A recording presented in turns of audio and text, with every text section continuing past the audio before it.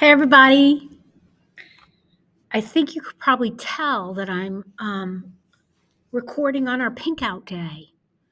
And I've decided to wear my pink wig. Let's talk about the elephant in the room.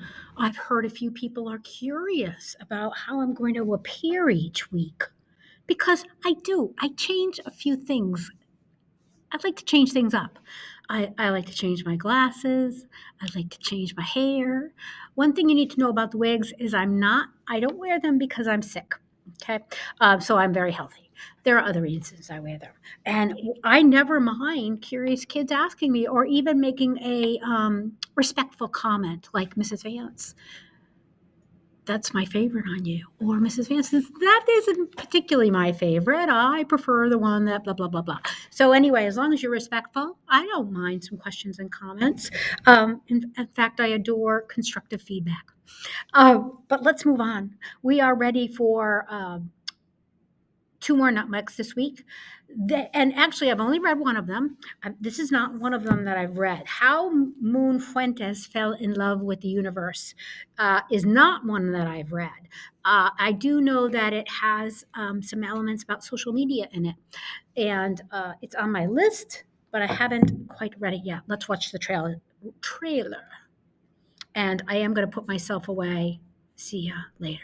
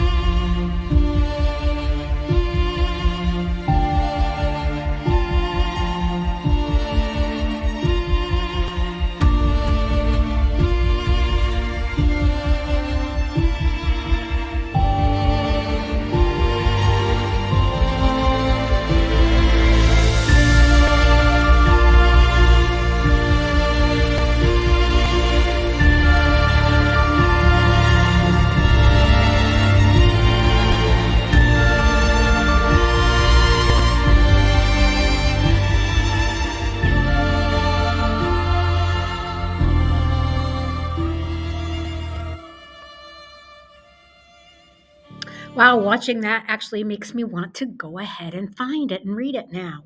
Remember, anytime you want to read any of these books, you're going to send me a message on Teams chat.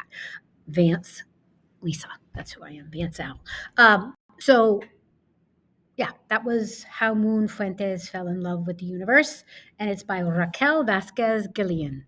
Nope, Gilliland. Not sure how you say that. Anyway, our next one is In the Wild Light. It's very poetic, although it's not written in verse, so I shouldn't confuse you. It is realistic by Jeff Zetner. Now, I couldn't find a trailer for this one, but I did find somebody talking about it. So rather than hear my voice talk about it, let's hear this person. Hi, I'm Amanda Cressy, librarian at Durant High School. In the Wild Light by Jeff Zetner is the Y equal to Where the Crawdads Sing, a beautifully written, heart-touching story.